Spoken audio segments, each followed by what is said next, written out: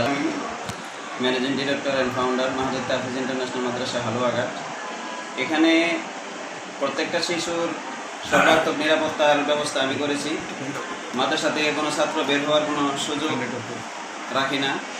সর্বাত্মক এখানে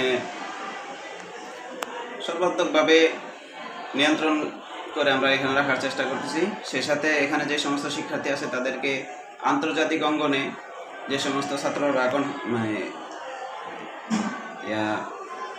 যে সমস্ত ছাত্ররা কম্পিটিশনে যায় সেইভাবে আমরা তৈরি করছি এবং ছাত্রদেরকে বাংলা, ইংরেজি, অঙ্ক এবং সাধারণ জ্ঞানের পাশাপাশি আরবি শিক্ষায় শিক্ষিত করছি।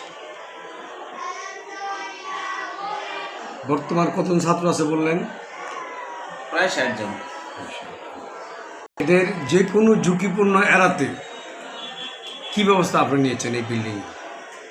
আপাতত আমি ঝুঁকি আছে এমন কোনো ব্যবস্থা, এমন কোনো আশঙ্কা নাই বললেই চলে। যেহেতু সর্বাত্মক সবসময় গেট লাগানো থাকে, তালা দেওয়া থাকে, এখান থেকে বের হওয়ার কোনো সুযোগ নাই। আর যে সমস্ত ছাত্র আছে তাদেরকে টেক কেয়ার করার জন্য শিক্ষক আছে এবং অন্যান্য লোকজন রাখা আছে, তারা দেখাশোনা করে।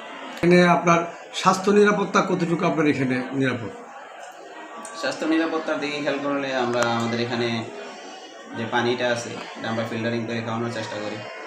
ফিল্টারিংভাবে খাই অথবা মটরের পানি, সরাসরি মটরের পানি যেটা আছে সেটা খাওয়াই। এছাড়াও যদি কোনো ছাত্র অসুস্থ হয়ে যায় তাৎক্ষণিক গুরুতর সাধারণ চিকিৎসা আমরা নেই। যদি তা না হয় তাহলে আমরা উপজেলা স্বাস্থ্য কমপ্লেক্সে যোগাযোগ করব। অগ্নি নিবারণের কোনো সুব্যবস্থা আছে কি আপনার এই বিল্ডিংয়ে? না, এখনো হয়নি। আমি প্রক্রিয়াধীন আছে এটা। কয়টা সিঁড়ি আছে ওটা নামার জন্য? আমার এখান থেকে নামার জন্য একটা সিঁড়ি আছে,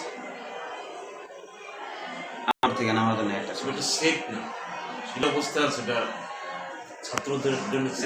আপনি কি মনে করেন এটি কি সেফটি ছাত্রদের নিরাপত্তার জন্য কি সেফটি মনে করেন? হ্যাঁ, বিরাট রিস্ক ছিল।